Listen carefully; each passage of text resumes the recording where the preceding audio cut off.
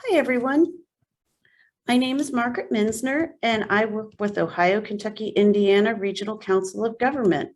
Thanks so much for giving me the time today. I'm excited to discuss the work I've been doing to develop the OKI Environmental Mitigation and Suitability Model. So I first want to give you a background of why we're doing this work. OKI is a Metropolitan Planning Organization, or MPO, in the Cincinnati metro area. MPOs are federally mandated and are responsible for prioritizing local transportation funding based on our long-range plan. As such, we have requirements from the Federal Highway Administration. Particularly, one example is Safety Law Section 6001, which requires that MPOs include a discussion of potential environmental mitigation activities and potential areas to carry out those activities in their long-range plan. It also requires that the environmental mitigation discussion be developed in consultation with federal, state, and tribal wildlife, land management, and regulatory agencies. Section 6001's non-prescriptive nature regarding how these requirements should be met has led to a variety of innovative practices. And at OKI, we are interested in going above and beyond the requirements, and we really want to make sure that we're doing our part to facilitate this section. So in 2015, we developed an environmental resources viewer, which was a GIS web application where anyone could review significant environmental resources and overlay their transportation projects. And we also reached an agreement with Ohio, Kentucky, and Indiana to receive their natural heritage data, which we compiled in that viewer. As a continuation of our consultations work, we adapted our natural resources viewer to allow for suitability modeling. And in this new tool, local conservation partners and local governments can prioritize where their conservation efforts should be focused. So what I'm going to do is I'm going to show you, give you a little bit of an overview on how we developed this tool, and then give you a demonstration of it. So in our last round of consultations, and this is our OKI region, you can see we're in Cincinnati area.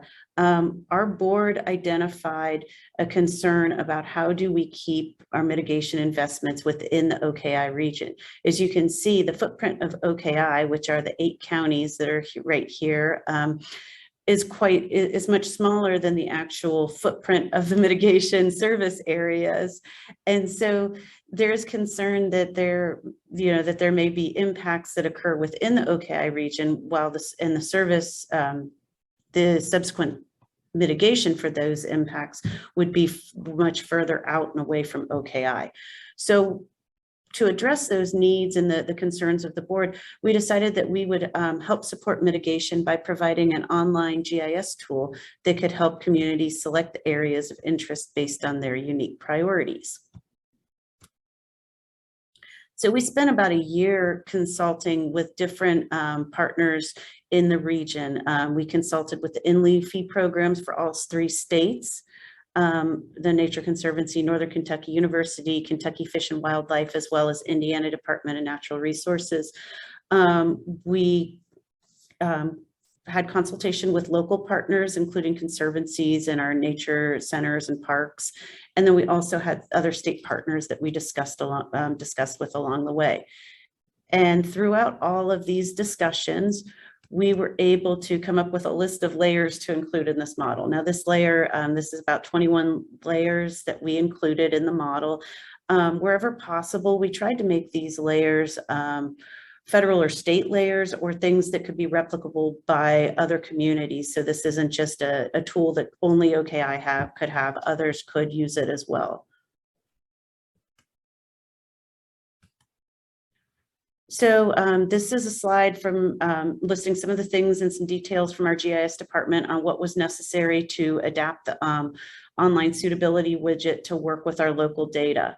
So what we wanted to do is in the web app builder and ArcGIS Online, there is a suitability modeler, but that has data that comes from Esri, and we wanted to put our own layers into that. So what we had to do was we had to do a series of steps to publish our own weighted raster overlay that could be used in that widget. So to do this weighted raster overlay, one of the things that we had to do was we had to take all of the layers that we wanted. Some, a lot of them were in vector format, some of them were in raster format, but we needed to make sure that we all had the same cell size and the same extent for the project area. So there was kind of a magic involved in finding the best cell size, because we wanted the cell size to be big enough that the model would run, but small enough that it's still representative of what we're looking at. So we converted everything into raster format. And for our performance, we found that 100 by 100 cell size worked the best. And there's some other notes about some of the hiccups we found along the way. I will add that if there are more than 20 rasters, and we had 21, that you have some additional work. But once we had the weighted raster overlay, or WRO, published, it was easily plugged into the suitability widget so that it could be used in our web app viewer. So this is a breakdown of where we spent a lot of time with our model. And this really just includes the GIS side of things. This didn't really spend the amount of time that we were researching with agencies. So about 90% of our time was just getting everything prepared. And then once we had everything published, it just didn't take very much time at all. So here we are in rollout. As of last week, we officially rolled out this tool, and it's on our website, and we are very excited about it. And so I'll give you a quick demonstration of the tool and what we're and how it works. So this tool is a standard web app builder tool, and it has information that's located that will show you some information on how to use the tool. And then you actually have the ability to add the layers that you were interested in, just so you get an idea of what you might be including in the model. We have metadata that's included that tells you all about each layer and where it came from. And you have the ability to add your own data. You can add it in a shapefile, CSV, KML, GPX, etc. You can also add it from a URL if you have published services, or you could add it from your ArcGIS Online account. So the other feature that you have is you have the ability to print your map if you would like to print it.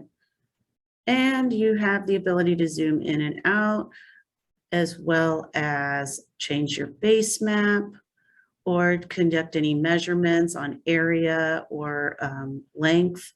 You can zoom to your location, go back and forth in the map. The major thing here, the difference, is the suitability widget, which we're going to demonstrate here. So with the widget, you are able to select the layers that are of importance to you for your model.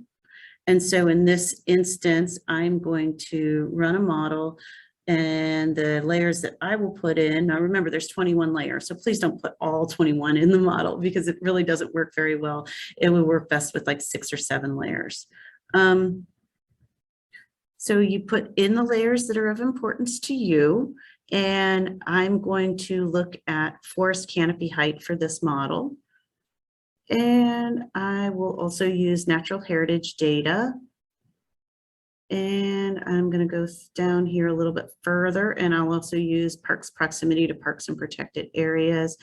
And I'm also going to use recognized biodiversity.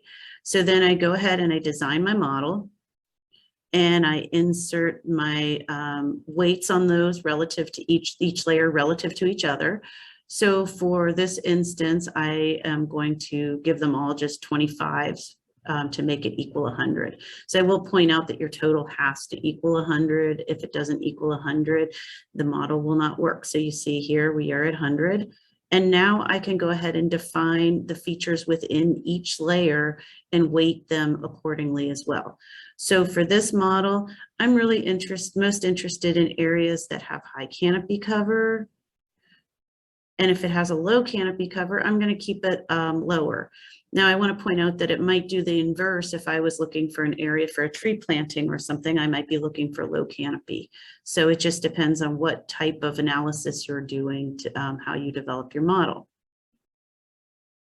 So I'm going to go down further. I'm going to look at my natural heritage data. So for this model, I am most interested in the areas that have at least one or more endangered threatened species in the square mile block. So I'm going to weight them accordingly. And if there's more than one species, I'm going to weight them as they increase as well.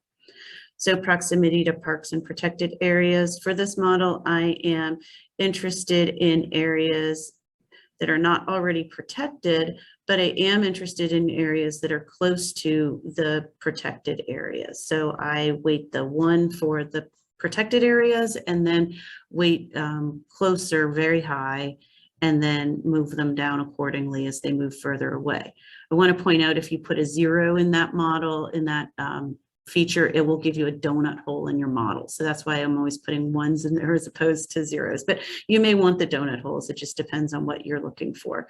So for here, I'm interested in areas of high diversity, and I'm not as interested in areas of low diversity. So then once I get to all of my numbers and my weights here, I hit run and I wait, and a map spits out of all the areas that are hot spots, or they're the most score the highest according to that model. In order to facilitate the rollout of the environmental mitigation and suitability modeler, we produced a series of story maps and placed them in ArcGIS Online in the Portfolio app. And I'll give you an overview of some of these story maps here. So the first one, I have an introduction, and the introduction is very similar to the presentation that I already gave, with a discussion of where it came from, some more information about mitigation for people who may not be familiar, and a video demonstration, as well as a link to the application to launch the application, as well as additional training. I have an additional training story map, and that additional training story map gives you some information on weighted raster overlays, as well as click-by-click instructions on how to use the model, as well as information on how to share your content, either in ArcGIS Online or how to create a printout map. So again, you are able to access the map from here. But one thing I wanted to show you is we do intend to place any examples of when people are using our model in this portfolio, so we can showcase the uses of the model. Even though we've just recently updated this and made this live, we already have 2 cases where the model's been used, and I'd like to share those examples right now with you. So the first one we have is Boone County, Kentucky. Boone County, the conservation district, use this for their use the model for their bat studies. And so what they did was they used canopy height and parcels with the stream, proximity to parks, wetlands, and proximity to significant streams, and helped that develop a map of hotspots. And then they overlaid streets on there to see which of those hotspots were accessible for them to conduct their studies. Another example of this being used was for Taking Root. And Taking Root is they are a tree planting initiative within the Cincinnati region. And they were in the process of trying to decide where to focus on a tree planting activity. So what they did was they looked at our canopy cover, as well as our low income populations, and they use that to develop their list of neighborhoods that are most in need.